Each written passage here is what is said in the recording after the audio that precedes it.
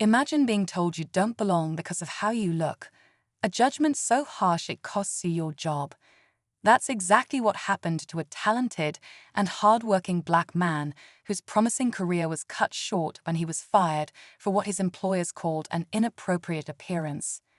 It wasn't about his performance, dedication, or skills. It was about something much deeper, something unjust. But life has a funny way of turning things around. A year later, this same man walked back into the very office that had dismissed him. Only this time, he wasn't an employee. He was the CEO. How did he go from being undervalued and underestimated to leading the company that once showed him the door? This is a story of resilience, redemption, and breaking barriers. A story that will leave you inspired. Stay tuned to uncover what really happened and how he defied all odds. To understand how this extraordinary turn of events unfolded, we need to rewind a bit. This man, let's call him Marcus, had worked tirelessly at his company for years. He had always been a top performer, praised for his innovative ideas and work ethic. But despite his contributions, something as simple as his hairstyle became a problem. Marcus had worn his hair naturally, embracing his cultural identity, but his employer didn't see it that way. They told him his look didn't align with the company's image.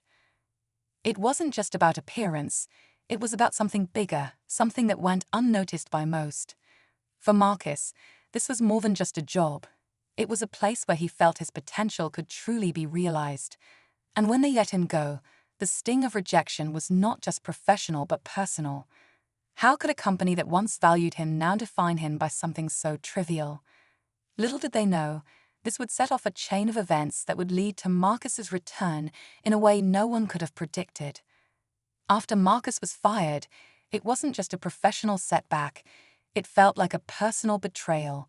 The decision left him questioning everything, from his self-worth to the very concept of fairness in the workplace. For weeks, he struggled with a mix of anger and disbelief, trying to understand how something as superficial as his appearance could outweigh his skills and value as an employee. But Marcus wasn't one to let setbacks define him. He began to channel that frustration into something more powerful, a mission to change the narrative, not just for himself, but for others like him. While Marcus was grappling with his own feelings, his departure created ripples within the company. Employees who had admired him were speaking out, questioning the fairness of the decision. Some took to social media, sharing their stories of how the company had handled Marcus's firing, sparking debates on workplace discrimination and bias. The company's image began to crumble under the weight of public scrutiny.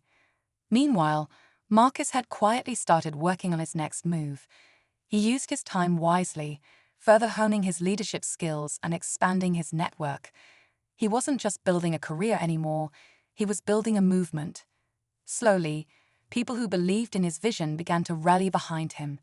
It became clear that this was more than a fight for a job.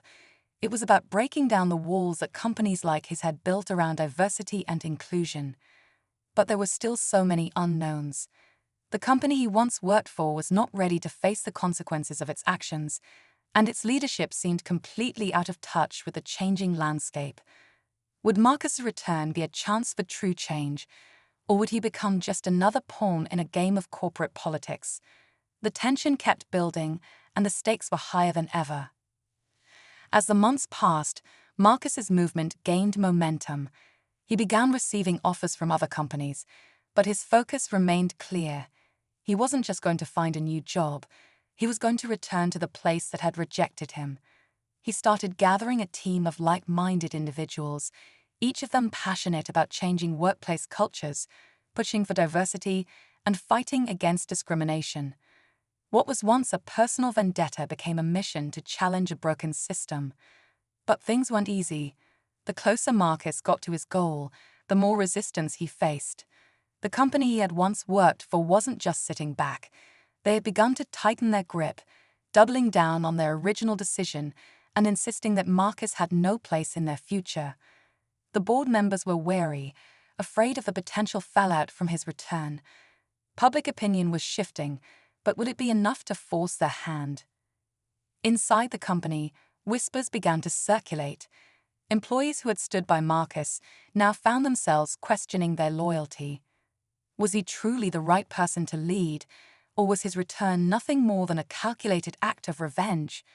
Trust was eroding, and the leadership team grew more desperate by the day. For Marcus, the stakes had never been higher. Every conversation, every meeting, felt like a step closer to the inevitable showdown. It was clear that when he finally walked into that office again, everything would change. But how far was he willing to go? What was he willing to sacrifice to make sure his vision became reality? As the tension built, one question remained at the forefront of everyone's mind. Would Marcus's return be a victory for justice or a battle that would consume everything he had fought for? Just when it seemed like Marcus was on the verge of achieving the impossible, a new twist emerged that threatened to derail everything. It all started when an anonymous source leaked internal documents from the company. The leak revealed that Marcus wasn't the only one affected by the company's discriminatory policies. There were other employees from different backgrounds who had been silently marginalized or dismissed for reasons that had nothing to do with their work performance. This discovery threw a wrench into Marcus's plans. The public was outraged, and the company was forced to respond, but their attempts to spin the narrative only made things worse.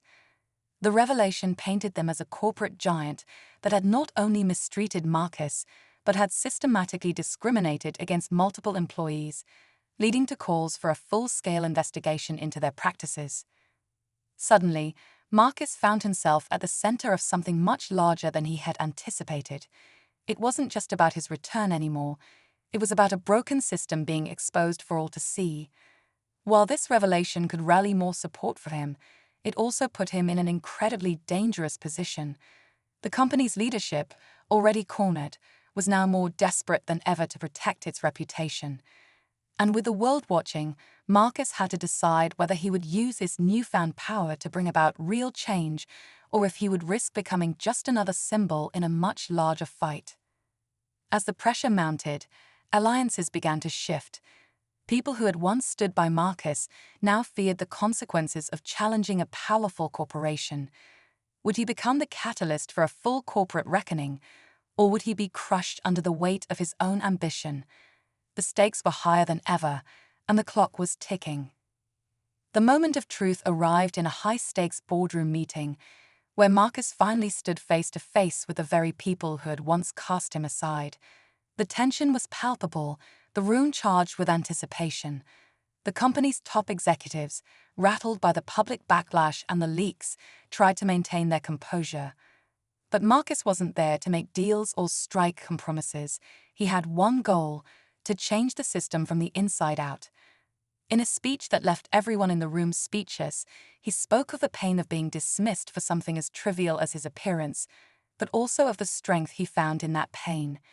He laid out a bold vision, not just for his leadership, but for a future where every employee could bring their true self to work without fear of judgment. The room was divided. Some saw the potential for transformation, while others saw a threat to their power. But just as it seemed like Marcus was about to take control, the unexpected happened. The company's founder, a figure who had stayed out of the spotlight during the public backlash, stepped forward with an announcement that caught everyone off guard. He revealed that, despite the scandal, he had already planned for Marcus's return all along. The firing, the public backlash, it had all been a carefully orchestrated move to test Marcus's resolve and commitment to the company's future. The founder believed that only someone who could withstand such intense pressure would be worthy of leading the company into a new era. For a moment, Marcus felt a mixture of disbelief and anger. Had this all been a game to them? But as the founder spoke, it became clear this wasn't just about him. It was about creating a story of redemption, one that would solidify the company's new commitment to diversity and inclusion, with Marcus at the helm. It was a moment of bittersweet victory. Marcus had earned his position, but the journey had been far from straightforward. As he stood there, the weight of the moment hit him. His fight had led to a change that was more significant than any promotion or title. It was about breaking barriers that had stood for generations. The final twist: Marcus wasn't just the CEO now. He was the face of a movement that would inspire future leaders to challenge the status quo and lead with authenticity.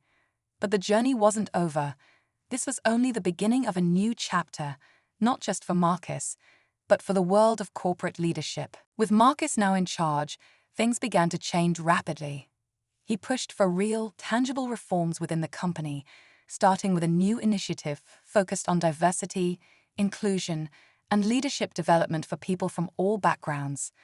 No longer would anyone be judged solely on their appearance or cultural identity. The company began to thrive under his leadership, proving that authenticity and inclusivity could coexist with success. In the months that followed, Marcus's story became an inspiration not just within his company, but across industries. His rise to CEO wasn't just about breaking through the glass ceiling. It was about proving that true leadership comes from a place of resilience, integrity, and a willingness to challenge the norms. For Marcus, the journey had been long, and at times, difficult, but the reward was greater than he had ever imagined. His fight wasn't just for his own career, it was for a future where people could lead without compromise, and that made it all worth it.